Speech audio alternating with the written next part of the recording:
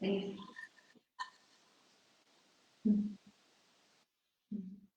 Sí.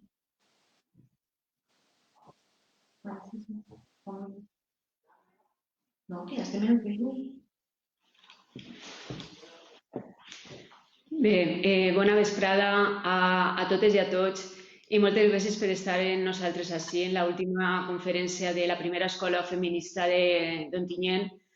Malauradament no s'han pogut trobar en el Teatre Jagarai com hem fet en les altres 3 ocasions i ha sigut una llàstima no poder estar totes així com ens haguera agradat, però sabem com està la situació i no ens ha quedat una altra que clausurar l'escola feminista d'esta manera. De totes maneres, estem molt contentes d'estar avui així, de poder clausurar una activitat com ha sigut l'escola feminista amb l'èxit que ha tingut i amb el recolzament que hem trobat també des de la vostra part en l'assistència que hem tingut en les altres 3 ponències que ens han acompanyat en estos 2 mesos, entre octubre i novembre, que hem tingut la sort de poder tindre així a ponents com Tugonda Reves, Anna de Miguel i Elena Simón. I avui volem acabar, clausurar la primera escola feminista amb una ponent també que crec que és un honor i també un plaer que ens acompanyi avui en la clausura de la nostra primera escola feminista. Avui ens acompanya Maria Murnau, de Feminista Il·lustrada, i jo des d'ací vull donar-li les gràcies per estar amb nosaltres així, per la seva amabilitat i la seva disponibilitat. S'ha adaptat a tots els canvis que hem hagut de fer motivats per la situació que estem vivint i també és d'agrair públicament aquesta facilitat que ens ha posat per a poder estar avui així amb nosaltres y poder celebrar esta última conferencia de la primera escuela feminista. María, buenas tardes y muchas gracias Buenas por tardes. estar con nosotras aquí. No podemos vernos como nos hubiera gustado en el Teatro Chagaray, pero sabemos que volverás en otra ocasión cuando todo esto mejore y que nos podrás acompañar presencialmente, físicamente, en tantas de las actividades que tenemos programadas para el año que viene. Sin más, yo voy a pasar a presentarte y luego te doy la palabra para que expongas tu ponencia. Vos presente a Maria Murnau, de Feminista Il·lustrada. Ella és graduada en Comunicació Audiovisual en la Universitat de Sevilla i màster en Gènere per la Universitat de Cádiz. Actualment cursa el grau de Psicologia en la Universitat Nacional d'Educació a Distància. Va crear Feminista Il·lustrada a finals del 2015 i des d'aleshores ha treballat en tota mena d'entitats en campanyes de sensibilització contra la violència masclista i amb perspectiva feminista. És activista feminista, escriptora, il·lustradora i també es dedica a donar conferències i tallers per tot el país. La ponència que avui ens ofereix es titula Desdibuixant el gènere. I en ella Maria ens contarà com les xarxes socials i els mitjans de comunicació són els braços del patriarcat, com la cultura masclista es transmet a través de les imatges i els discursos i es modelen des de que naixem. Es trobem en temps on es veu un fals apoderament femení, però continuem sent adorns. Jo, sense més, li dono la paraula a Maria i sabeu que a través del xat del Facebook i de l'Instagram podeu també, mentre Maria estiga donant la seva ponència, fer-nos totes les preguntes o reflexions que vulgueu i al final de la ponència vos contestarem i obrirem, com hem fet en les altres ocasions, un torn de preguntes. Sense més, María, te doy paso y, como te digo, muchísimas gracias por estar con nosotros hoy aquí. Muchas gracias. Bueno, me sumo a lo que decía la compañera, que la verdad es que me gustaría muchísimo haber podido estar ahí, pero bueno, la situación en la que estamos es esta y mejor hacerlo de esta forma que no hacer nada. Así que nada, yo como decía voy a hablar sobre el género, un concepto que últimamente pues aparece por todas partes, pero que nadie llega a explicar bien. Y bueno, yo voy a trabajar, por supuesto, desde el enfoque feminista, que es mi campo.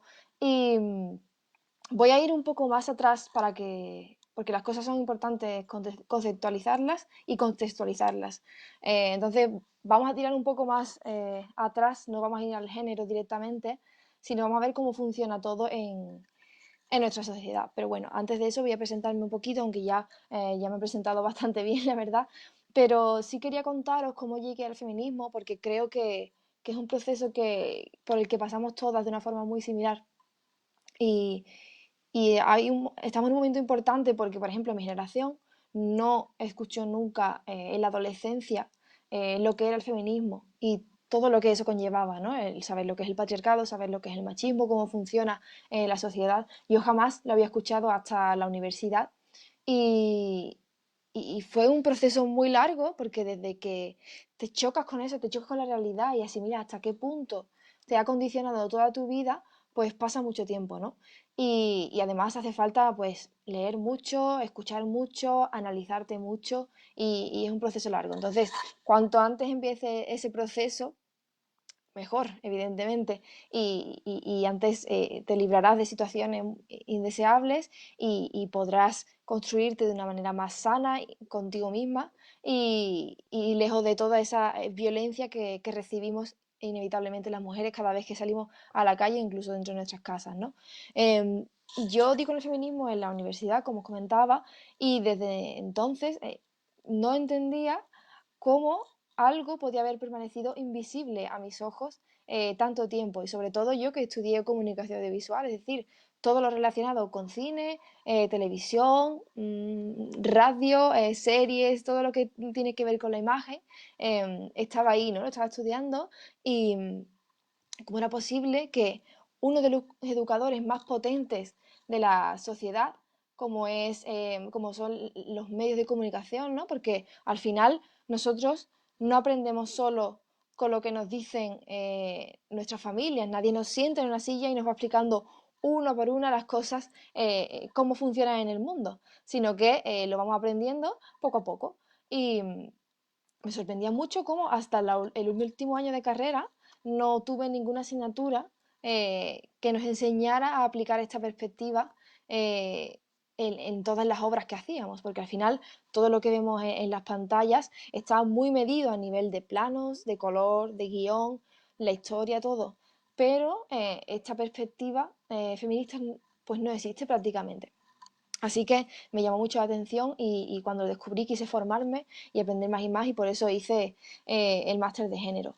Em, Cuando estaba en el máster de género, eh, creé el proyecto Feminista Ilustrada porque necesitaba compartir eh, todo eso que estaba aprendiendo y darle difusión. O sea, yo lo veía muy claro en mi cabeza, pero cuando hablaba con la gente, pues era como la loca radical que, que exageraba todo el rato, ¿no? Pero según vas estudiando, vas formándote, empiezas a identificar esas piezas sueltas que tenemos, ¿no? Como los asesinatos que vemos en la televisión, el acoso callejero, por otro lado, el acoso laboral, todas esas piececitas de puzzle que estaban sueltas por ahí, empiezas a unirlas, ¿no? Y empiezas a formar el gran puzzle. Y cuanto más estudiaba, más cotidiano veía que era toda esa violencia, pero ¿qué problema había? Pues que la academia, pues por razones obvias, se utiliza un lenguaje, pues que dista un poco de lo que hay en la calle, ¿no? Pero al final esos dos mundos deben conectarse y me parecía, ya que tenía esas herramientas para comunicarlo, me parecía interesante unir mi formación en comunicación con mi formación en feminismo. Entonces, de ahí nació el proyecto Feminista Ilustrada, que después de 5 años pues ha conseguido casi 1 millón de seguidores en redes sociales para un proyecto de feminismo es muchísimo, de hecho probablemente sea la página en español feminista con más seguidores de todo el mundo, y también paralelamente en esos años he trabajado con un montón de ONG, pues realizando campañas de sensibilización, realizando también muchísimos materiales como guías, cuentos, formación a profesorado y todo enfocado a formar para aplicar ese feminismo en cada ámbito que cada persona, en el ámbito laboral de cada uno, ¿no? Si pueden pasar dos diapositivas, porfa, que no la manejo yo, hasta la viñeta de la playa, que es la número 3. Y bueno, he traído esta muestra, aunque lo más efectivo es que luego busquéis en Instagram Feminista Ilustrada y veáis todo lo que he trabajado para que, bueno, conozcáis un poquito más mi trabajo. La siguiente diapositiva, si pueden ponerla. Eh, Más allá de redes sociales y de los trabajos con las entidades que os comentaba, también me lancé al mundo editorial y he publicado estos libros que bueno, Feminismo Ilustrado es como una guía para principiantes, sería a partir de 12, 13 años. Princesa 2.0 es un cuento que le da la vuelta al típico esquema de princesa. Diario de una rebelde sería como la puesta en práctica de Feminismo Ilustrado, este es más tipo cómic. No puedo vivir sin mí es un libro de poesía feminista y Manual para incendiar el paraíso es un libro este exclusivamente de texto, no tiene nada de ilustraciones, que saqué con la editorial Planeta, pues hablando de feminismo un poco a través de mis experiencias a lo largo de mi vida, ¿no? Em, para que sepáis que también, bueno, pues he pasado todo este trabajo al papel. Y ya entramos en materia, porque creo que es importante saber de dónde venimos para saber bien dónde vamos. Creo que es importante también que sepamos qué han hecho nuestras compañeras feministas que llevan décadas, siglos luchando, porque es muy fácil que tiene todas las herramientas suficientes para ponernos trampas, nos desvíe un poco del camino al que tenemos que ir, ¿no? Entonces, primero tenemos que saber cómo es la sociedad en la que vivimos, es decir, ¿está el patriarcado tan fuerte como siempre? ¿Qué ha pasado en todos estos siglos de historia, estos milenios de historia? ¿Qué ha sido de nosotras, ¿no? Pues, obviamente, yo cuando doy estos talleres a chavales, me detengo mucho más en lo que es el patriarcado, pero voy a ir un poquito más rápido. Pero bueno, creo que todas más o menos sabemos lo que es el patriarcado, que es la estructura de la sociedad donde los hombres tienen más poder. Para mucha gente escéptica siempre traigo estas cifras para que quede bien claro que además podéis contrastarlas en Google poniendo cualquier título como ¿cuántos hombres hay en política? ¿Cuántos hombres dirigen grandes empresas? Y os van a salir estas cifras. Depende del estudio que incluya más o menos, la muestra sea mayor o menor, puede oscilar un poquito el porcentaje, pero casi siempre ronda ¿no? Que os pongo aquí. Entonces, si miramos en política, entre el 70 y 75% a nivel mundial son hombres, ¿vale? Esto es bastante significativo teniendo en cuenta que las mujeres somos el 50% de la población. Después, si nos vamos a las grandes empresas y a las grandes fortunas, que no vamos a ser ingenuas, también tienen un gran peso en todas las decisiones políticas de los países, también vemos una gran mayoría de hombres. Por ejemplo, los directivos de las grandes empresas, si nos vamos, por ejemplo, al IBEX 35, tenemos a un 70% de hombres en las cúpulas. Después, las grandes fortunas, la típica lista de Forbes, ¿no? De las personas más ricas del planeta. Pues hay 2095 y solo encontramos a 241 mujeres. Y muchas de ellas son herederas de grandes imperios, es decir, no lo han formado ellas, lo cual reduce realmente un poquito el número. Después, si nos vamos al audiovisual, que como os comentaba antes, es uno de los mayores educadores de la sociedad, encontramos también una mayoría aplastante de obras dirigidas por hombres y que por supuesto están hechas desde una perspectiva masculina y contribuyen a reforzar todos los estereotipos que hay patriarcales, ¿no? Después, otro ámbito de la cultura, como pueden ser festivales de música, también tienen un 90%, que es una cifra también increíble. Y sí que es cierto que hay menos mujeres haciendo música en general, pero no es no es esta cifra tan alarmante. Y sí que es cierto que, bueno, entran también otros factores, como que a lo mejor ellas son más solistas y los chicos pues tienden a hacer también más bandas con 4 o 5 eh, tíos, pero no es tanta diferencia, solo hay que ponerle un poquito de ganas para igualar estas cifras. Y recuerdo que uno de los últimos festivales a los que fui en Sevilla, yo siempre miro estas cosas, por supuesto, eran 2 días con varios escenarios y solo cantaba una sola mujer en todo el fin de semana, que era Alaska, y, y me quedé a cuadros porque digo, ¿cómo es posible? Que me parece hasta difícil que solo puedan llevar a una mujer. Me parece lo complicado, ¿no? Y bueno, seguimos en los medios y la cultura y encontramos en los directivos de los medios de comunicación también un 70% de hombres. Y seguimos con las redes sociales que son muchísimo peor a nivel de adoctrinamiento.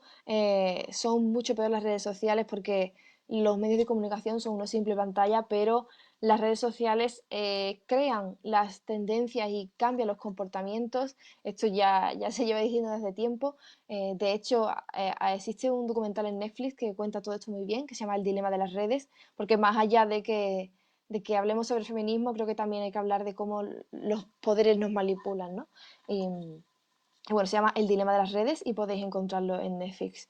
Y bueno, todas estas redes sociales, que sí, que en principio podemos decir, bueno, pero es que conectan a las personas, tal, y sí, es cierto, pero estas redes sociales, estas empresas, pertenecen a hombres blancos ricos de Silicon Valley que os aseguro que no la van a poner a disposición del pueblo. O sea, eso tenemos que tenerlo muy claro. Entonces, viendo todas estas cifras, eh, estamos evidentemente ante las pruebas de que el patriarcado sigue muy, muy vivo. ¿Qué pasa? Que este patriarcado ha tenido que adaptarse un poco con el paso del tiempo, con los cambios sociales que han venido y en vez de ser un patriarcado duro o de coerción, como se conoce, es un patriarcado del consentimiento. Es decir, antes nos obligaba y ahora nos convence de que seamos de una determinada manera y cumplamos un rol social concreto. Seguimos a la siguiente diapositiva, por fin, si la pueden pasar. Vale, ¿cuál es el pegamento de esta estructura? ¿Qué es lo que la mantiene viva? Pues es la ideología, ¿no? Sí, digamos que el patriarcado sería la estructura social, el machismo es la consecuencia de ese patriarcado, ¿no?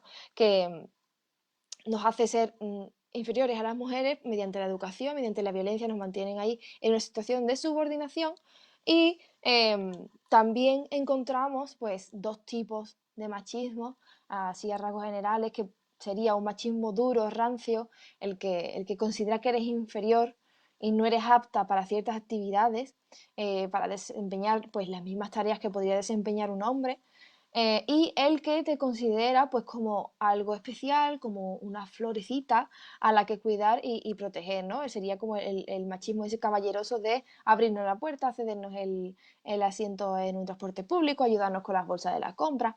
Sería ese tipo de machismo, ¿no? Es un poco más benevolente. Pero al final los dos parten de la idea de que somos inferiores. Entonces, no nos ayuda. Obviamente, si tenemos que elegir entre un machismo que nos desprecie y otro que nos quiera cuidar, muy entre comillas, o sea, más amable directamente, obviamente nos vamos a quedar con el segundo, ¿no? Pero el problema es que nos tratan diferente. Otro problema que hay con el machismo, con la violencia machista, es que solo lo identificamos cuando es muy directo y muy evidente.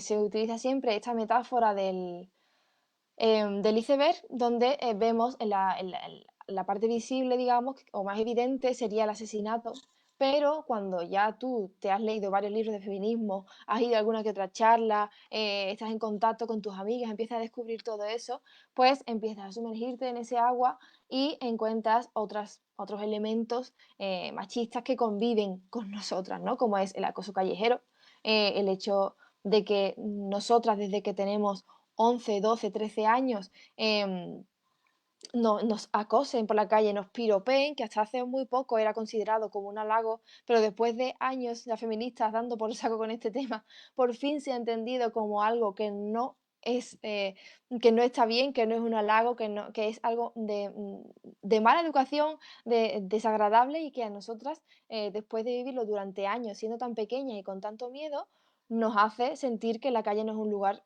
seguro para nosotras, porque no lo es, ¿no? Nos lo recuerdan prácticamente cada día, cada semana, con este tipo de actos.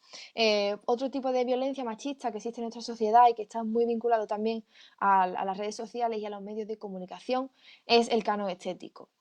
Ese modelo a seguir, ese modelo físico a seguir por las mujeres que tendemos a entenderlo como un punto al que llegar, pero realmente no es así. Es decir, si pensamos en las mujeres que marcan el canon estético, ¿no? Como pueden ser las Kardashian, Dua Lipa, es decir, cualquier super mujer considerada guapísima, digamos, de manera casi universal, incluso esas mujeres se retocan, ya sea con Photoshop, poniéndose algún tipo de ácido hialurónico en los labios, botox, todo ese tipo de cosas, y aparte el maquillaje, ¿no? El eterno maquillaje. Es decir, ni siquiera esas mujeres que son donde nosotras queremos llegar dejan de modificarse. Nunca vamos a llegar a un punto en el que digamos, ah, vale, ya no quiero usar maquillaje porque creo que ya estoy bien, o ya no quiero usar tinte del pelo porque creo que ya estoy bien. En realidad es una huida de nosotras mismas, del sentir que no somos suficientes, de que siempre tenemos que ser más y más y más, y siempre vamos a encontrar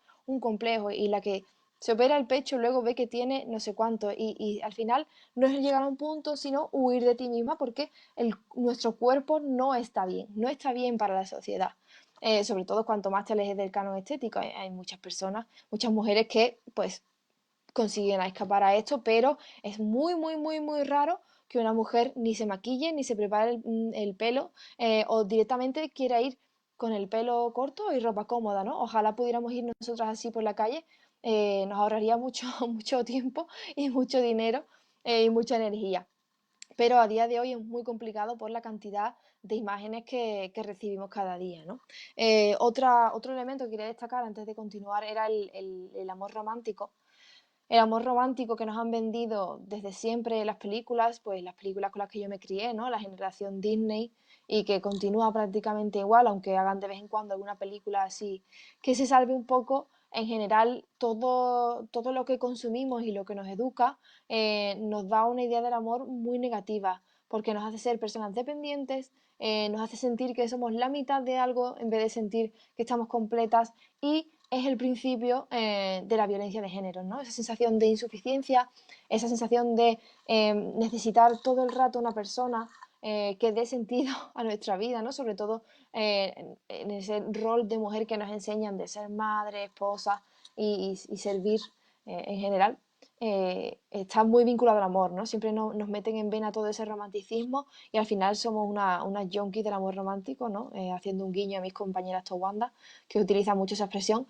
Y, y hace que el amor sea algo prioritario en nuestras vidas, el amor a una pareja, a los hijos, a la familia, pero no el amor a nosotras mismas. Entonces las mujeres necesitamos amor, pero dirigido hacia nosotras también.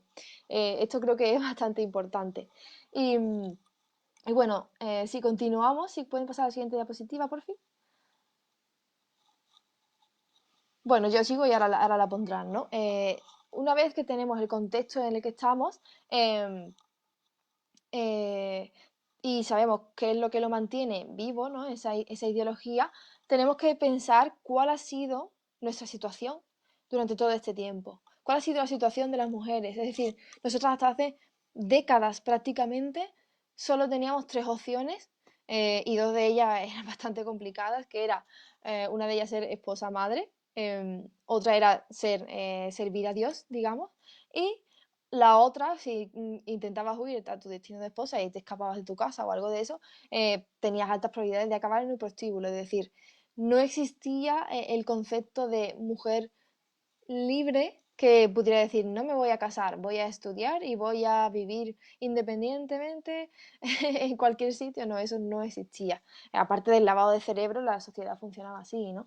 Y era muy complicado que las mujeres se salieran de eso, porque podían recibir mucha violencia, es decir, las mujeres no, o sea, trabajaban, pero no podían ir a cualquier trabajo como cualquier hombre y ser independientes, aparte de que te señalaban como una solterona y el rechazo social era muy grande. Entonces, excepto algunos casos de mujeres que se quedaban, por todo esto mujeres de clase alta, claro, mujeres que se quedaban viudas, a lo mejor muy jóvenes, podían estar un poco apartadas de esa vida de matrimonio, ¿no? Pero era muy, muy complicado que una mujer hiciera una vida totalmente independiente como podemos entenderla ahora.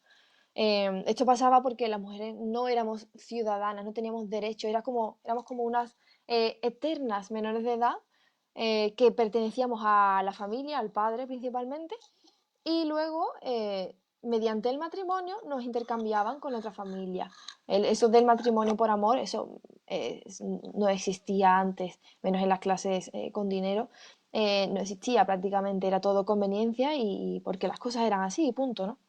Entonces, las mujeres lo teníamos muy chungo, pero obviamente esto no se nos contaba así, simplemente desde pequeña nos educaban para eso y tú ya cuando te casabas, pues estabas perfectamente preparada para llevar una vida de servidumbre.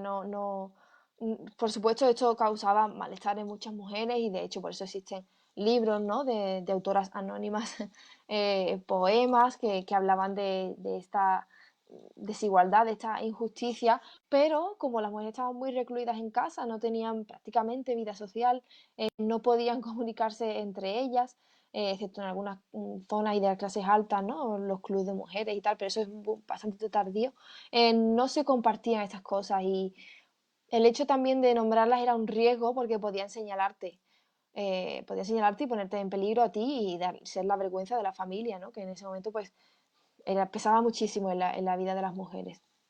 Entonces, por qué hemos tenido las mujeres esta situación durante toda nuestra historia? Bueno, pues muy sencillo, por la capacidad reproductiva. Es decir, el patriarcado, la base del patriarcado es el acceso directo al cuerpo de las mujeres y obtener su capacidad reproductiva para la reproducción de la especie y todos los cuidados para que él pudiera estar pues haciendo sus labores en la sociedad importantes, ¿no? Que se consideraban más importantes, tener su vida pública, poder salir a la calle, poder dedicarse a su profesión, mientras su casa había una mujer que le limpiaba todo, le cuidaba a su descendencia y, por supuesto, tenía sexo para él cuando él quería, ¿no?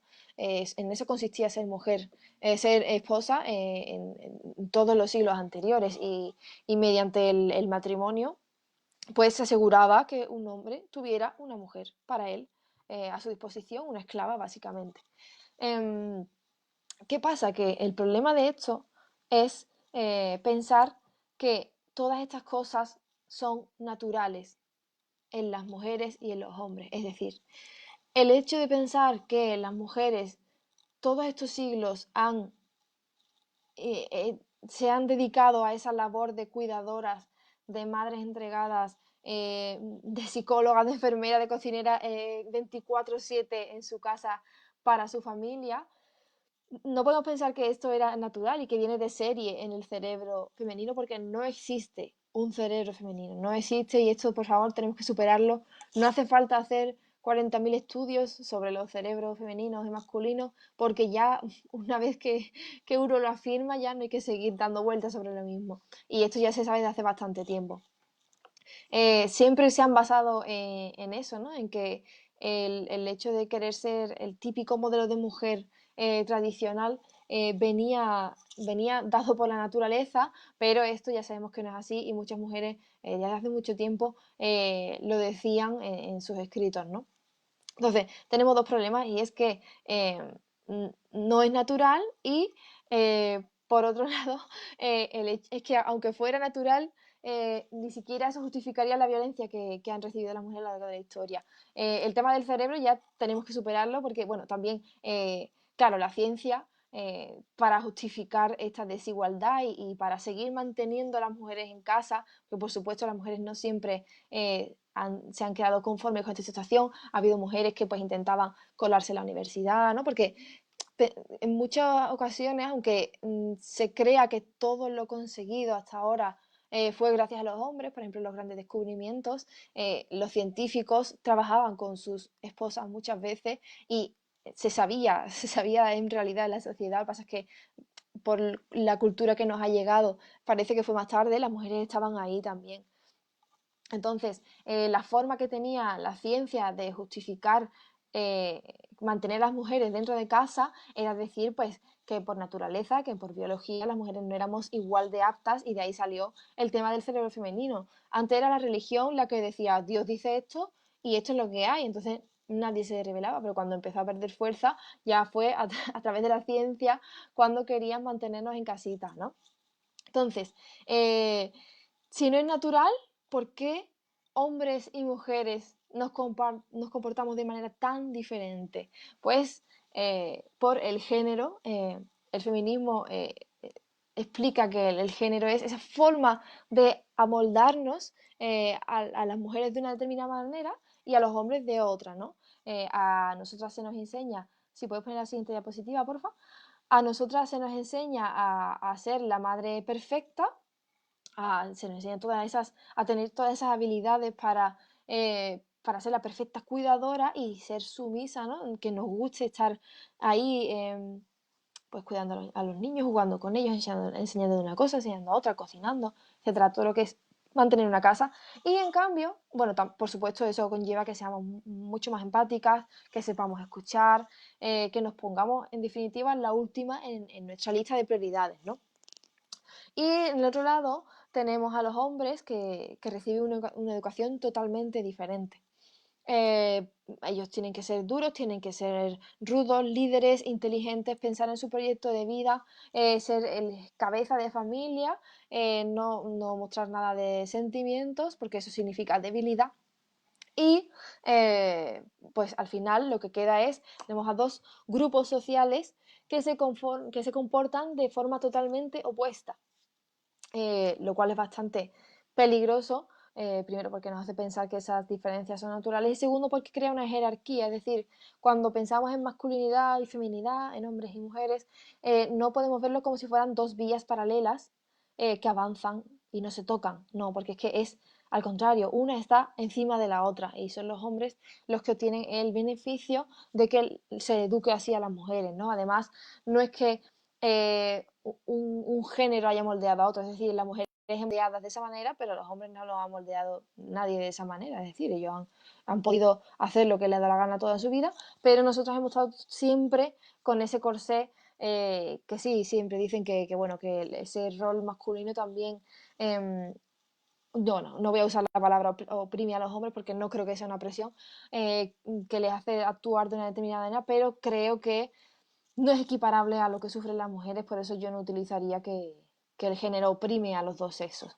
El género oprime al sexo femenino y eh, en base al sexo porque nacen con vagina y dice, ah, vale, desde la primera ecografía el sexo lo identifican y dice, ah, vale, esta es una mujer, así que vamos a educarla de tal manera. Y le harán los agujeros para los pendientes en las orejas y le hablarán de determinada manera, le pondrán el cuarto de determinada manera, le regalarán juguetes de determinados juguetes y toda la educación va enfocada a eso. ¿Qué pasa?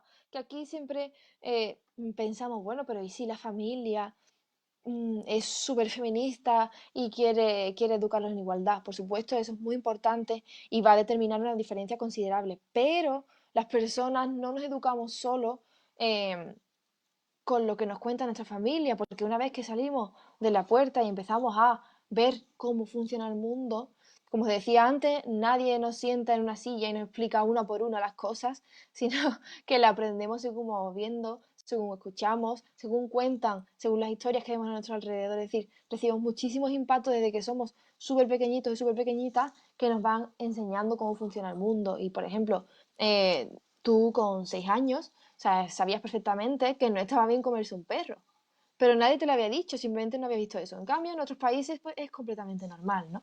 Pero vas aprendiendo poco a poco, según ves las cosas, cómo funciona el mundo y tú empiezas a actuar en él en función a esas normas que ves. Eh, en función a esas normas que te enseñan cómo tienes que comportarte, si no tienes que hablar, por ejemplo, a un volumen muy, muy, muy alto, ¿no? Si ves que la gente habla a un volumen normal, pues tú hablas a ese mismo volumen. Eso funciona así. Los medios de comunicación y ahora las redes sociales son una herramienta muy potente del patriarcado para lavarnos el cerebro. Entonces, si pueden pasar a la siguiente diapositiva, porfa. Em, lo que os decía, todo esto es completamente construido socialmente, es decir, no existen diferencias entre el cerebro masculino y femenino, más allá de algunos pequeños impulsos de hormonas que, por supuesto, no viene nada de que a nosotras nos guste el rosa, además que eso ha cambiado con el paso de los tiempos, ¿no? Hace unas décadas eso del rosa y el azul como tal no existía. De hecho, incluso se usaba el rosa para los chicos. Entonces, ¿qué nos dice esto? Pues si creemos que esa diferencia entre hombres y mujeres, esa diferencia de comportamiento están integradas en nuestro cerebro, lo que estamos diciendo es que el orden desigual que existe en la sociedad es natural y no se puede revertir. Entonces, esto es una locura porque se cargaría todos los principios feministas y de igualdad y todas las políticas que existen, ¿no? Pero no, tenemos que tener claro que no existe un cerebro rosa ni otro azul, todos los cerebros son del mismo color y si nos comportamos de manera diferente es porque nos enseña a ser así, ¿no? Bueno, toda esta historia de subordinación de las mujeres que os comentaba, em, cambió gracias, gracias a la naturaleza. Empezó a cambiar porque ya se volvía insostenible. Es decir, todo ese rollo de los cerebros diferentes, las mujeres empezaron a ver con situaciones como las que os he contado, ¿no? De la esposa de algún científico que participaba y era igual de inteligente, mujeres que se colaban en la universidad o mujeres que se iban a la guerra disfrazadas de hombres y para poder ir, claro. Y eran igual de violentas y agresivas y sanguinarias que los otros, la gente sabía que eso no era tan diferente, no era tan raro que una mujer pudiera ocupar esos puestos, ¿no? Entonces, em, digamos que el principio del movimiento feminista como tal, aunque por supuesto hubo muchas mujeres antes que hablaron de que eran oprimidas por su sexo y que no existía tal diferencia de comportamiento entre hombres y mujeres de manera natural, digamos que la teoría feminista empieza en la Revolución Francesa. ¿Vale? Porque aquí también pasa algo muy importante y es que surge el concepto de ciudadana, de ciudadano, perdón, y se habla del concepto de igualdad no como lo entendemos ahora entre hombres y mujeres, sino entre todos los hombres, da igual que fueran trabajadores, burgueses, en fin, da igual la cantidad de dinero que tuvieran. Se consideraba que todos los hombres tenían que tener derechos asegurados por las leyes, ¿no? ¿Qué pasa? Que en todas estas revueltas las mujeres estuvieron ahí peleando junto a sus compañeros, esperando que ese concepto de igualdad las incluyera también en el momento de la verdad, pero por supuesto no fue así.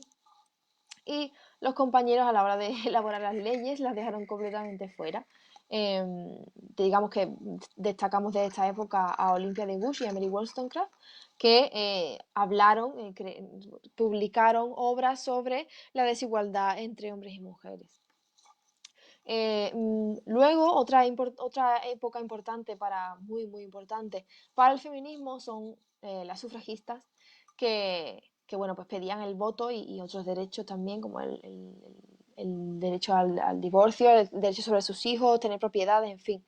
Cada época tenía su agenda, ¿no? Y que fueron muy importantes también porque fue a principios del siglo XX y claro, ya ahí las cosas empezaron a cambiar muchísimo, aunque he de decir que estas mujeres, aunque hacían, bueno, sus protestas se basaban en la desobediencia civil, nunca hirieron a nadie. Los destrozos los hacían a los escaparates, volaban las comunicaciones, metían bombitas en los buzones, es decir, eran bastante contundentes, pero nunca jamás hicieron daño a ninguna persona. Es importante decir esto porque al final el feminismo es el movimiento de transformación social que ha conseguido más cambios a lo largo de la historia y no le ha hecho falta nunca jamás hacer daño a nadie, ¿no? Eso dice mucho de este movimiento. Y bueno, el siguiente punto más importante que diría yo, bueno, que diría yo y que creo que consideramos dentro del feminismo, creo que siempre hablamos de este momento, fue la segunda ola de los Estados Unidos en los años 60-70. No utilizo siempre el nombre de las olas porque creo que, bueno, la historia del feminismo se divide en varias olas, ¿no? Pero creo que como en cada academia ha sido catalogada de forma diferente, creo que no está bien usarlo porque hay otros países incluso donde no ha habido olas feministas y parece que hablamos de algo global, ¿no? Bueno, la segunda ola de Estados Unidos, que allí se lo llaman segunda ola, fue con las feministas radicales de los 60-70. Para contextualizar un poco, y porque esto es bastante importante, sobre todo relacionarlo con el tema del género y los medios de comunicación, hay que decir que bueno, el evento de la Segunda Guerra Mundial, que fue bastante relevante en ese aspecto, trajo muchos cambios. ¿Por qué? Porque muchos hombres que se fueron al frente dejaron disponibles muchos puestos de trabajo que tuvieron que ocupar las mujeres. Las mujeres empezaron a trabajar en todo tipo, no solo los que ya ocupaban en esa época, como podían ser trabajos de oficina, trabajos así un poco más tranquilos, sino que también se metían en los talleres, se ponían a arreglar aviones, a todo lo relacionado con fuerza bruta también, ¿no? Entonces, la sociedad vio que las mujeres podían mantener el país a flote ocupando esos puestos que supuestamente nunca antes podían haber ocupar, ¿no? Nunca podían ocupar. Y claro, la publicidad en esa época para animar a las mujeres a trabajar era el típico cartel, ¿no? de Rosy que sale con el puño en alto de lado con el pañuelo, con el We Can Do It, nosotras podemos, que animaba a las mujeres a ocupar esos puestos que necesitaba el país para salir adelante, ¿no? ¿Qué pasa? Cuando termina esa guerra, los hombres vuelven y quieren ocupar esos puestos. Y claro, ¿qué pasa? Que las mujeres han experimentado lo que es ser independiente económicamente, lo que es tener un proyecto propio de vida y no fue tan fácil convencerlas de que dejaran eso de la noche a la mañana porque sí, ¿no? Entonces empezó un lavado de cerebro enorme que acababa siendo la típica imagen de la ama de casa, ¿no? Con la tartita esperando al marido, en la típica pin-up de los 50 con el pelo súper elaborado, con esos trajes. Es decir, que básicamente invertía todo su tiempo en su imagen y en estar en casa esperando a que el marido llegara. Entonces se bombardeó muchísimo con esa imagen. Imaginaos, fijaos bien cómo la diferencia entre una mujer con el pañuelo en la cabeza remangada y el puño arriba y la mujer de ama de casa de ay, que me encanta estar cuidando en casa de mis hijos y de mi maridito, ¿no? Y todo el día encerrada sin ningún tipo de hobby ni de nada. Entonces, esa, digamos, fue una de las primeras campañas machistas más descaradas que necesitaba que la masa de mujeres dejara esa vida y no se motivara y dijera, yo quiero ser independiente, quiero tener mi trabajo, ¿no? Y no quiero casarme. Eh, ¿Qué pasa? Que el hecho de meter a las mujeres en casa empezaba a causar mucho malestar y la sociedad ya no estaba en ese punto. Tan antiguo, se había quedado muy, muy atrás en lo que las mujeres esperaban y bueno, pues también en los años 60-70 también fue muy importante el tema de los derechos civiles de las personas negras en Estados Unidos, las revueltas también de los estudiantes como mayo del 68 en Francia. Y claro, era en general una década de muchos cambios. También, por ejemplo, entró la pastilla anticonceptiva, la píldora anticonceptiva, que otorgaba a las mujeres mucho más poder sobre su cuerpo. Y fueron varios factores que hicieron que el patriarcado se repensara su estrategia, ¿no? Si hasta entonces era obligar, ahora lo que tenía era que convencer, porque estaba muy señalado. De hecho, es la primera vez en esa década cuando Kate Millett, la feminista radical lesbiana que hizo la primera tesis doctoral, que es política sexual, señaló al patriarcado como una institución política. Es decir, ya se le estaban poniendo un nombre a muchas cosas y ya llevamos una tradición muy antigua de lucha feminista. Y fue el momento en el que las feministas tuvieron más poder del mundo porque estaban muy metidas en política, ¿no? Y estaban en los medios de comunicación, es decir, fue el momento más importante del feminismo sin duda y todas las obras que se escribieron en esa época han marcado un antes y un después. Yo os animo a leerlas, la verdad. Y, y bueno, entonces el patriarcado, que se ha visto muy expuesto y ha sido golpeado duramente, tiene que cambiar de estrategia y entonces es cuando parece que todo da un giro y que el patriarcado desaparece y que ya hay igualdad, ¿no? Esa idea con la que crecieron, por ejemplo, mi madre, ¿no? Que ella fue a la universidad y que ya todo estaba bien. También coincidió, bueno, pues aquí con el paso del franquismo a la transición, luego a la democracia, es decir, fueron años de muchos cambios, pero evidentemente el patriarcado no iba a caer solo por eso. De hecho, es muy difícil que caiga el patriarcado, sobre todo cuando tiene ese gran aliado que es el capitalismo, ¿no? Simplemente ha tenido que esconderse un poco y disfrazarse y tener nuevas estrategias.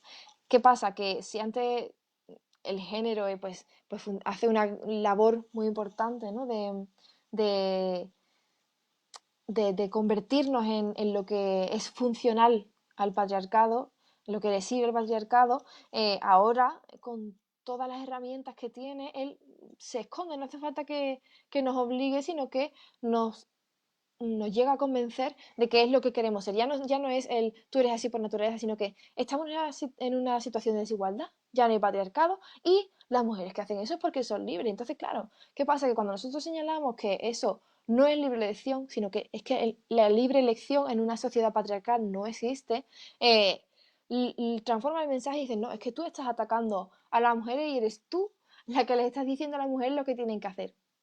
¿Veis cómo se puede manipular tanto el mensaje, ¿no? Y, por ejemplo, en esa época se vendió como libertad, y sobre todo libertad sexual, que las mujeres salieran en tetas el Playboy. Entonces, es decir, el patriarcado quiere una revista donde salgan mujeres en tetas. Y ahora te vende que es que tú lo estás eligiendo y que eso es la igualdad. O sea, entre lo que había antes y lo que hay ahora, no hay ninguna diferencia, simplemente te han convencido de que ahora lo haces tú porque quieres, ¿no? Pero bueno, eso así funciona el marketing, señoras y señores, tiene mucho poder y hay personas expertas en todo esto que nos enseñan a adoptar cierto tipo de conductas, ¿no? Si pueden pasar a la siguiente diapositiva, porfa. No, la anterior, la 12. Vale, esta. Em, Eso, como comentaba, por una parte, nuestras familias, el colegio nos educa en estos roles de género y por otro lado, los medios de comunicación también nos machacan día a día con esto. ¿Qué pasa? Que en las redes sociales no se pueden considerar como los medios de comunicación porque realmente trabajan de otra manera, ¿no? Es decir, los medios de comunicación son una ventana pero las redes sociales eh, están en tu día a día y funcionan estudiando lo que a ti te gusta y te van colando cosas y tú las vas integrando en tu vida y vas cambiando la conducta. Esto está más que comprobado, como antes mencioné en el documental El dilema de las redes, lo podéis ver perfectamente, lo podéis ver perfectamente. Y, por ejemplo, con el tema del canon estético de las chicas, ahora que esta generación, los adolescentes están creciendo con las redes sociales, la llamada generación Z, los nacidos a partir del 96 que en su adolescencia ya tenían todas estas redes sociales, está habiendo un aumento en las chicas de trastornos alimenticios, de suicidio, de complejos con su cuerpo y se marca justo en la generación que ha crecido con las redes sociales durante su adolescencia, que es el momento en el que somos más vulnerables a todo el canon estético, ¿no? Entonces, si pueden pasar a la siguiente diapositiva, porfa. Eh, vamos a recapitular un poco, tenemos como vivimos en un patriarcado que con el paso del tiempo ha evolucionado y llega un momento en el que choca frontalmente con el feminismo, que fue poco a poco desde la Ilustración, pues luchando contra toda esta violencia y eso, tenemos la estructura del patriarcado con su ideología del machismo que choca con el feminismo y dice, aquí tenemos que hacer algo, vamos a darle la vuelta. Entonces, todo ese género se vuelve mucho más potente. Si, por ejemplo, pensamos en las artistas, ¿no? En las cantantes, hasta los años 80, las cantantes no tenían que hipersexualizarse para ser más conocidas y ser más admiradas. De hecho, las primeras, y que fue duramente criticada por ello, fue Madonna, porque empezaba a salir en sujetador y tal, y eso por supuesto fue a nivel de marketing pues una estrategia brutal y se defendió como que esa era la liberación de la mujer. Y sí que es cierto que en ese momento sí podía ser transgresor salir en sujetador en televisión porque las mujeres se ejercía un control muy grande sobre sus cuerpos, ¿no? Y en una sociedad muy, muy cristiana, católica, en general religiosa, que quería tener a las mujeres tapadas y desde el punto de vista de las mujeres, el poder reclamar, este es mi cuerpo y si quiero puedo salir así, pues podía ser una consigna feminista, pero eso ya hoy día no tiene sentido. Entonces, tenemos que pensar para saber si algo es feminista o no y si no la están colando. ¿Qué es lo que quiere el patriarcado? ¿Esto funciona el patriarcado? Es decir, por ejemplo, mostrar el cuerpo en redes sociales. ¿El patriarcado le viene bien que haya chicas jóvenes, guapas, llamativas, que estén todo el día enseñando su cuerpo en redes sociales? Le viene muy, muy bien. No le produce ningún problema. Entonces, es funcional el patriarcado, por tanto, no es feminista. ¿Qué pasa? Que esto no es cuestión de decir, esta chica está haciendo esto no es machista, no tal. No. El hecho es que tenemos que revisarnos todo, todo, todo lo que hemos aprendido, porque como os contaba, desde antes de nacer, desde que ya saben nuestro sexo con la ecografía, ya se ha activado el mecanismo del género, que es lo que hace que la rueda del patriarcado siga girando. Entonces, tenemos que tener en cuenta que todo lo que pensamos, hasta que no damos con el feminismo y empezamos a deconstruirnos, es machismo puro y duro. Y no podemos pensar que porque nuestra madre, nuestro padre en casa se comportaran de una manera más igualitaria, ya nos hemos salvado de todo ese machismo brutal que hay por todas partes. No funciona así y cuanto antes lo sepamos mejor y cuanto antes sepamos hasta qué punto nos ha afectado el patriarcado en nuestras vidas, mucho mejor porque vamos a tener más herramientas para poder quitarlo, ¿no? Por eso yo siempre intento convencer a las chicas que me escriben y me cuentan su caso y me dicen, oye, mira, a mí me pasa tal, ¿qué puedo hacer? Yo les animo a leer, a tener una conciencia crítica, es decir, no podemos seguir ciegamente a una persona, a una mujer, aunque sea feminista, no importa, aunque sean referentes, tenemos que aprender nosotras a identificar todo ese machismo porque de verdad que es lo único que nos va a librar de él en el día a día. Es decir, mm, lo tenemos tan interiorizado, sobre todo nosotras, que tenemos que quitarnos toda esa contaminación machista que ha formado nuestra mente, ¿no? Porque al final nuestra mente se ha construido sobre eso. Es muy difícil y, por supuesto, analizarse es doloroso y cambiar todas esas dinámicas, pues todavía más, ¿no? Pero bueno, podemos ir con un poco de calma, aunque la situación quizás requiere un poco de urgencia, de contundencia, porque aunque nosotras estemos en una situación de privilegio, entre comillas, por haber nacido en un país que casi siempre está en los puestos más arriba en el ranking de países más igualitarios, sí que es cierto que el resto de las mujeres que conviven con nosotros en el planeta viven una situación penosa en todo el continente de África, en gran parte de Asia.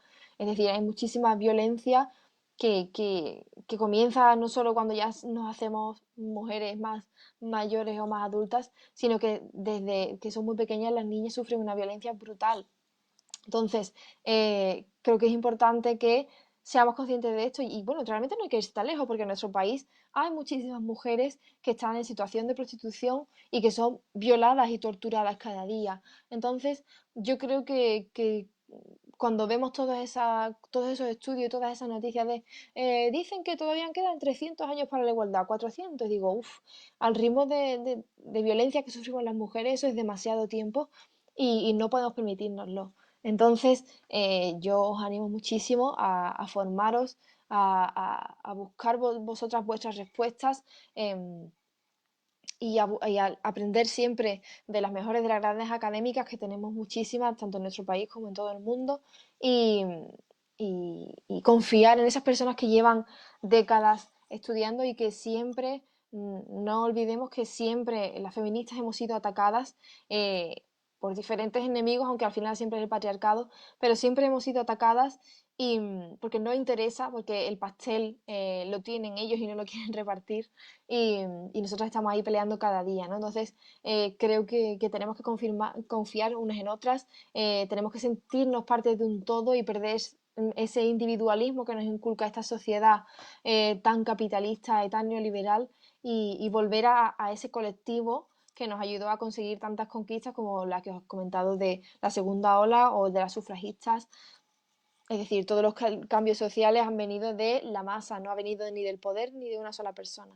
Entonces, bueno, yo me quedo con esta reflexión de Alicia Puleo, que ya habréis leído, y que habla, pues, al final resume perfectamente de cómo funciona el patriarcado ahora y todos esos disfraces que tiene.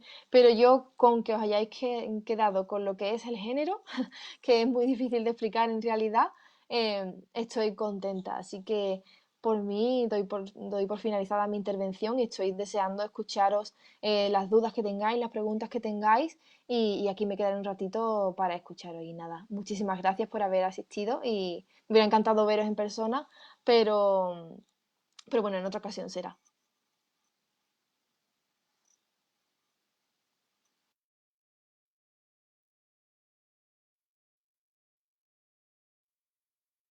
Mucho, ¿no? Como tú has dicho, el concepto de género en sí es un concepto muy amplio que tiene mucho para desgranar. Y creo que, bueno, yo he estado anotando algunas de las cosas que has ido nombrando y me parece muy interesante varias cosas que tú has ido apuntando, ¿no? A lo largo de tu intervención, como ese velo de la igualdad, ¿no? Que parece que ahora todo está conseguido y como nos decía también Elena Simón en la anterior ponencia que estuvo con nosotras, ella insistía mucho en la importancia de desvelar el velo de la igualdad, ¿no? De desvelar ese sexismo que todavía está entre nosotras y, como tú dices, en nuestra sociedad. Y creo que es muy importante lo que has mencionado, que cómo sobrevive el patriarcado, ¿no?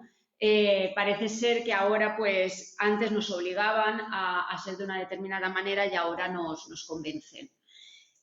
Yo sé bueno, que el tema da mucho de sí, pero también estamos en un momento que es importante también dentro del feminismo y en nuestro país, con todos los cambios que se están produciendo a través de, pues bueno, de una cierta normativa que se pretende aprobar y que el movimiento feminista o algunas mujeres, creo que muchas dentro del movimiento feminista, también estamos un poco manifestando nuestra disconformidad a eso, ¿no? a esa normativa que se pretende aprobar en nuestro país y creo que eso está muy relacionado también con el concepto de género que tú nos has explicado. Y me gustaría que aunque fuera un poquito, porque bueno, no vamos mal de tiempo, creo que podemos extendernos un poco más en ese concepto de género relacionado con lo que ahora mismo está, ¿no?, sobre la mesa y que bueno, llevamos pues sobre todo estas últimas semanas hablando mucho del concepto de género. Y quiero aprovechar que te tenemos aquí para que nos expliques un poco también cómo ves tú la situación que ahora mismo tenemos dentro del movimiento feminista y a través de la normativa que se pretende aprobar por el Ministerio de Igualdad con la Ley de Derechos para Personas Transexuales y cómo eso está enlazado y conectado con el concepto de género. Sí, yo creo que bueno, la mal llamada ley trans, porque no protege a las personas trans eh, en absoluto, como ya se ha analizado desde el feminismo, también se ha analizado sobre esto, o sea, no se está criticando esta ley solo porque ponga en riesgo a las mujeres y todos los espacios seguros y todas las medidas basadas en el sexo que nos protegen de esa desigualdad estructural, sino que tampoco protege a las personas trans. Entonces, desde el punto de vista feminista se ha criticado esto y también insistimos en que el género se está conceptualizando mal. Es decir, el género es una forma de adoctrinamiento, no es una identidad formada en nuestras cabezas. Es que ese es el punto de partida en el que es incompatible la ideología queer, que es de donde nace esa ley trans, con el feminismo y con el principio de igualdad. O sea, no podemos reclamar el género como algo deseado, porque el género es una opresión, es una herramienta de opresión que se basa en el sexo de las mujeres. Entonces, si no, si, yo creo que es muy sencillo crear leyes que protejan tanto a las personas trans, pero que no dejen al descubierto a las mujeres, y eso es lo que se tiene que trabajar. Y si el Ministerio de Igualdad no sabe cómo hacerlo, las feministas llevamos detrás de ellos y de ellas mucho tiempo intentando explicárselo. No han querido sentarse, bueno, pues ahí nos tienen confrontando como lo hemos hecho siempre. Es decir, las feministas nunca han estado tranquilas en casa sin combatir lo que veíamos injusto. El feminismo es una tradición de protesta contra toda esa desigualdad, y da igual que el ministerio esté PSOE, esté Podemos, esté lo que sea. Si van a sacar una medida que va a provocar más violencia o digamos que va a dejar desprotegidas a las mujeres, pues evidentemente vamos a salir. Pero se soluciona con el diálogo y no con la persecución, ni con la manipulación, ni con la violencia que estamos recibiendo todas las feministas que estamos alzando la voz. Ujú. Sí, vamos. Bueno, yo comparto tu punto de vista y creo que es importante también, pues eso, definir bien, ¿no?, el concepto de género, porque creo que ahí también radica, ¿no?, la confusión que puede haber en el discurso que se pretende transmitir, porque muchas veces incluso las mismas feministas nos cuesta, ¿no? Nos faltan herramientas muchas veces, porque como tú decías en tu intervención, también las redes sociales, los medios de comunicación y el discurso del patriarcado es muy potente y ese discurso se va transformando conforme la sociedad va demandando qué quiere de nosotras, ¿no?, como tú nos estabas diciendo antes. Entonces creo que también es muy importante definir y saber muy bien qué es el género, qué es el sexo y conocer la teoría feminista para poder rebatir también qué significa ser hombre, qué significa ser mujer y qué significa ser feminista también, ¿no?, que es la defensa de los derechos de todas las personas, de los hombres y de las mujeres. Creo que, bueno, creo que no tenemos preguntas, ¿vale? Voy a ver, porque, a ver, vale. Nos están preguntando Agustín Zaragoza, que quiero saludarlo desde aquí porque nos ha estado, él es técnico de igualdad en un municipio de aquí de la Comunidad Valenciana y ha estado siguiendo toda nuestra escuela feminista. Y nos pregunta que qué piensas de autoras como Judith Butler o Preciado. Dice, a mí me parece un postureo posmoderno, retórica líquida en una época de desconcierto y confusión. El feminismo tiene que ser muy claro, tiene que diferenciar muy claro la teoría sexo-género. Sí, o sea, yo mi opinión de Judith Butler, bueno, yo he intentado muchas veces leerme sus libros, pero me doy por vencida cuando voy por la mitad, porque la verdad es que esa forma de hablar donde no dice absolutamente nada me satura y siento que estoy perdiendo el tiempo. Mi compañera Paula Fraga lo llama oscurantismo teórico y estoy totalmente de acuerdo con ella.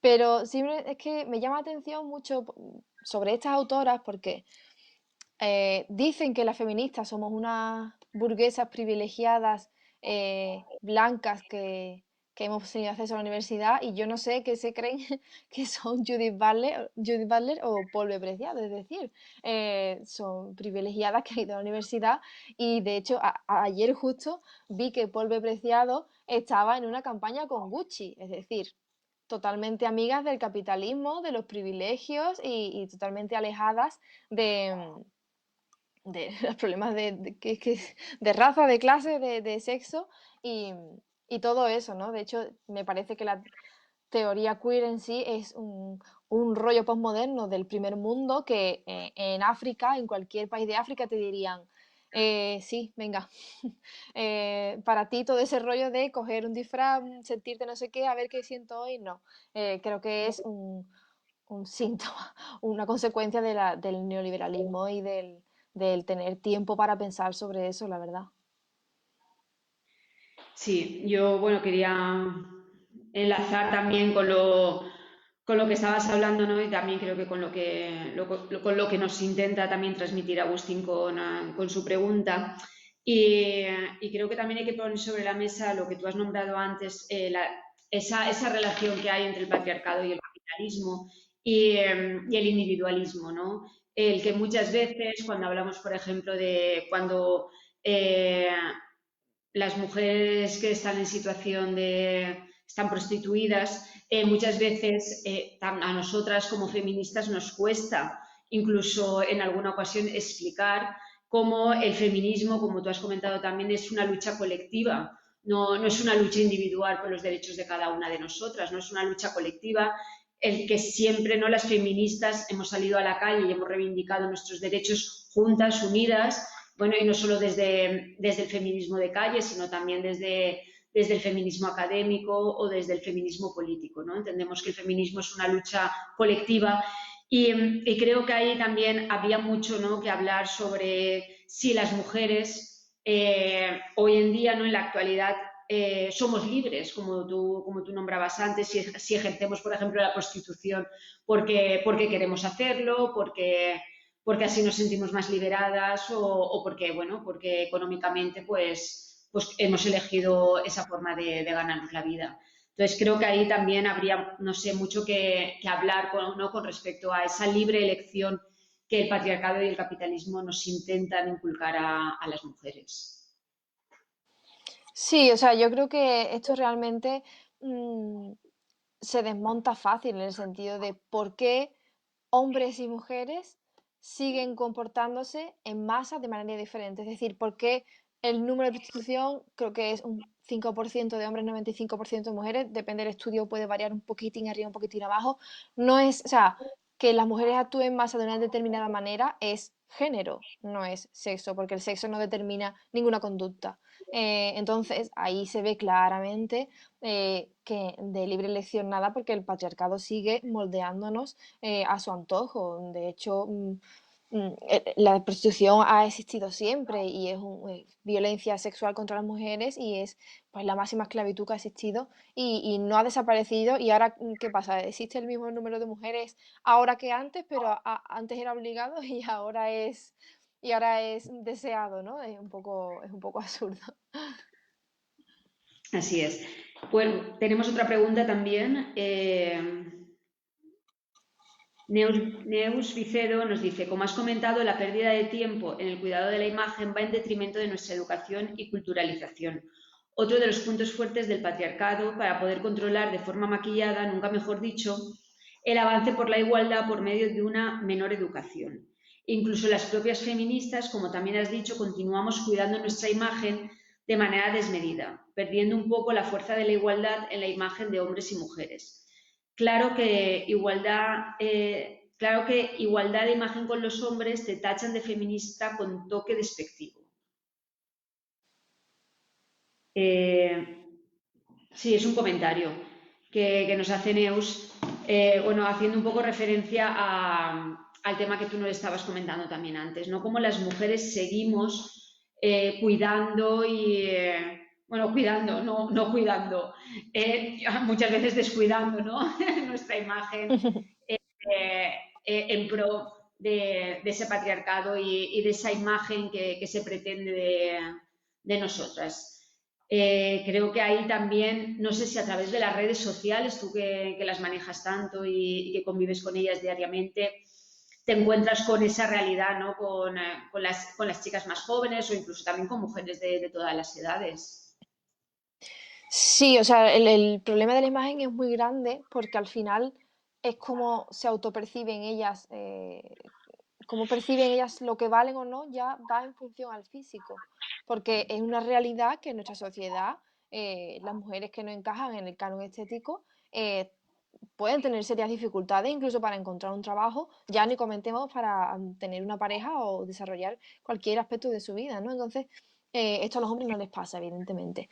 Pero sí que es cierto que si sumamos cuántas horas y cuánta energía nos lleva el tema de la imagen, es abrumador porque son muchísimas, muchísimas horas a lo largo de nuestra vida y ya no es solo el tiempo que dediquemos, sino que si no vamos llegando, cada vez nos sentimos menos válidas y al final nuestro cuerpo es algo que nos ha tocado de manera aleatoria, nos lo ha dado la naturaleza y tendemos a separar el cuerpo de nosotras cuando realmente nosotras somos nuestro cuerpo también.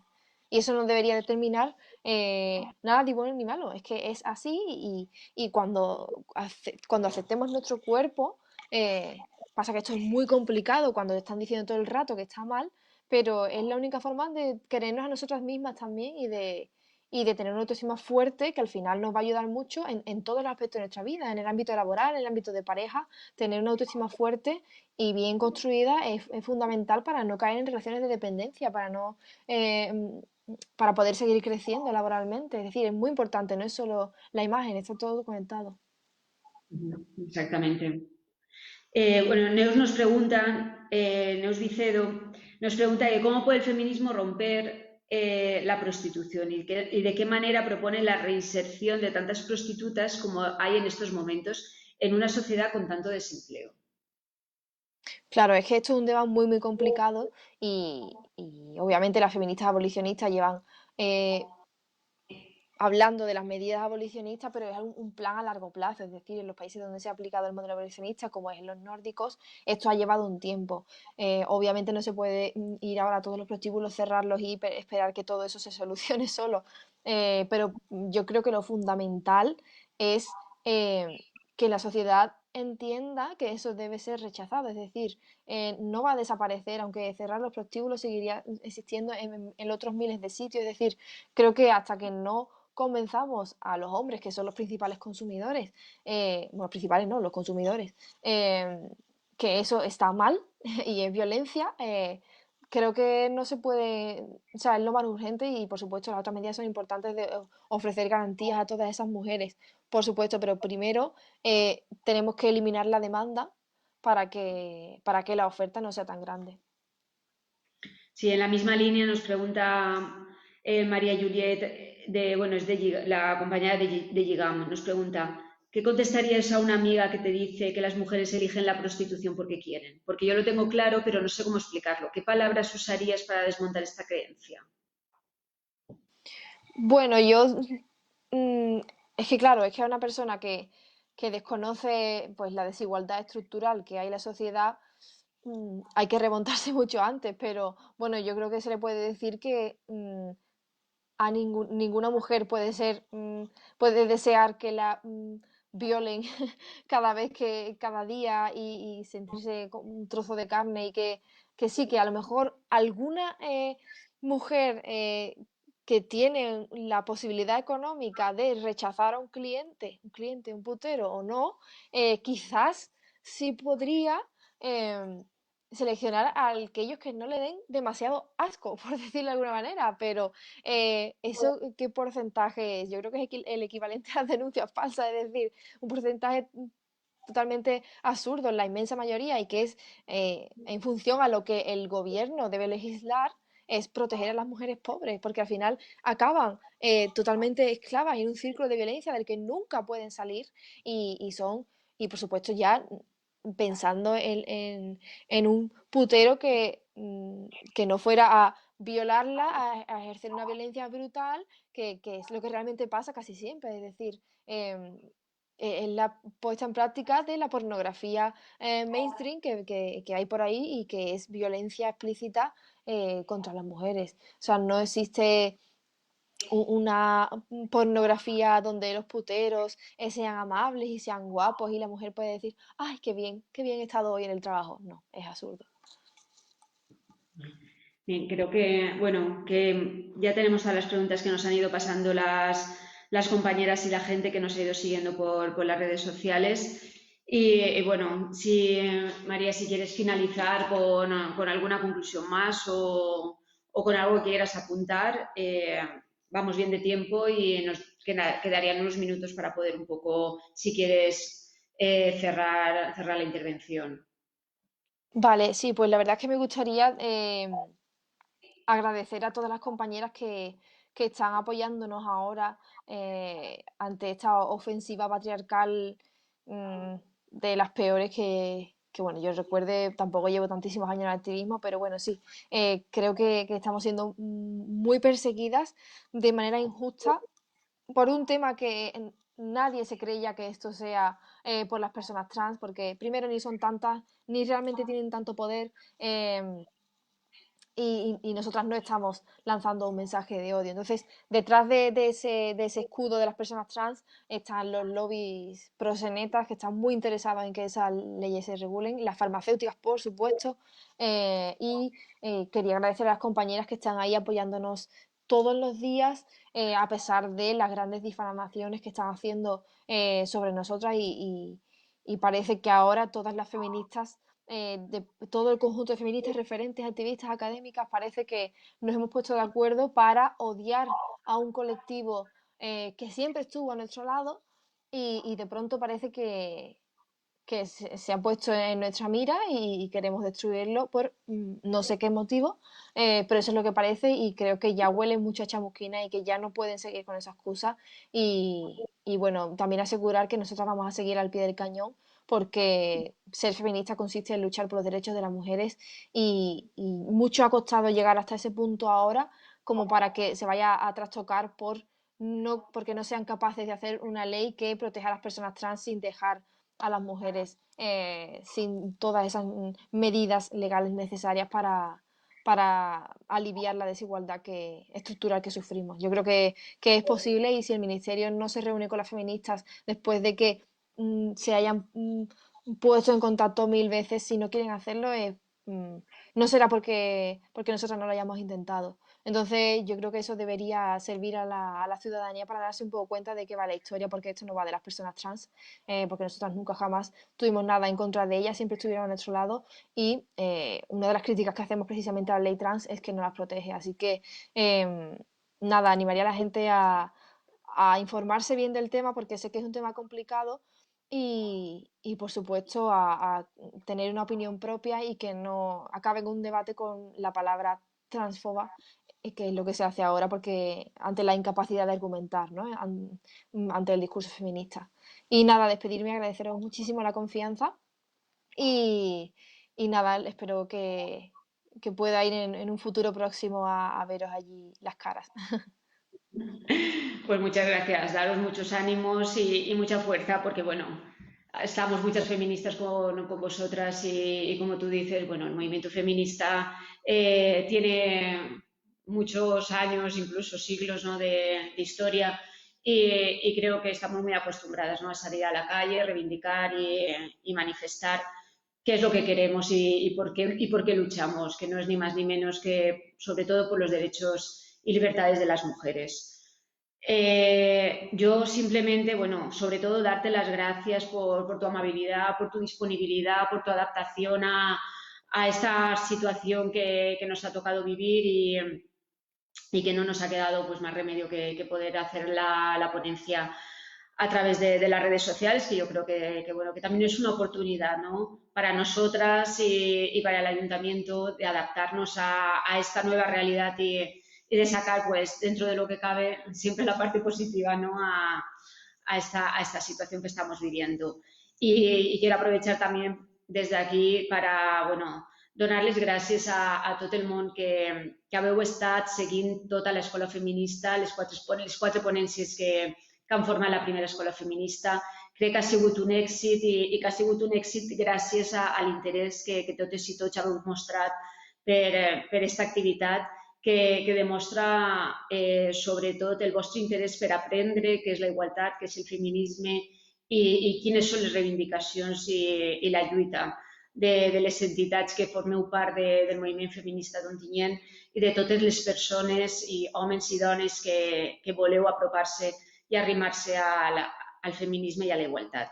I vull també donar-li les gràcies a les meues companyes, a Neus Rubio, a Gina Soler, que són les tècniques de l'àrea d'igualtat de l'Ajuntament d'Ontinyent, a les meues companyes també, Maria Cortés, Melanie Revert i Jordi Sempere, que no les vegeu, no el vegeu, però han estat així tot el dia i tota la setmana fent possible que puguem estar així en totes vosaltres i crec que és de justícia donar-li les gràcies perquè gràcies a elles i a ell avui podem estar així. I sobretot també recordar-vos que esta setmana vos donarem a conèixer la programació del 25 de novembre que començarà a la setmana que ve, el dia 24, amb una ponència també a través de les xarxes socials, com hem fet avui, del Facebook, del perfil de Facebook de l'Ajuntament d'Ontinyent i del perfil d'Instagram de la Regidoria d'Igualtat, amb Laura Nuño, i parlarem també d'un tema molt important com són les vendes de lloguer i la maternitat subrogada. I jo, així, m'agradaria acabar en aquesta escola feminista animant-vos a que continueu participant en les activitats que estem organitzant des de la Regidoria d'Igualtat i animant-vos també a que continueu en la lluita i en la reivindicació i ens trobarem a la setmana que ve, no presencialment o físicament com ens agradaria, però estarem totes juntes, que finalment jo crec que és el més important. Així que moltes gràcies a totes i animar-vos a que continueu amb nosaltres. Y bueno, María, muchas gracias por tu participación y espero que al año que viene, en la nueva edición de la segunda Escuela Feminista, nos puedas acompañar aquí en Ontinyent y podamos intercambiar muchas más cosas. Perfecto, muchas gracias. A ti.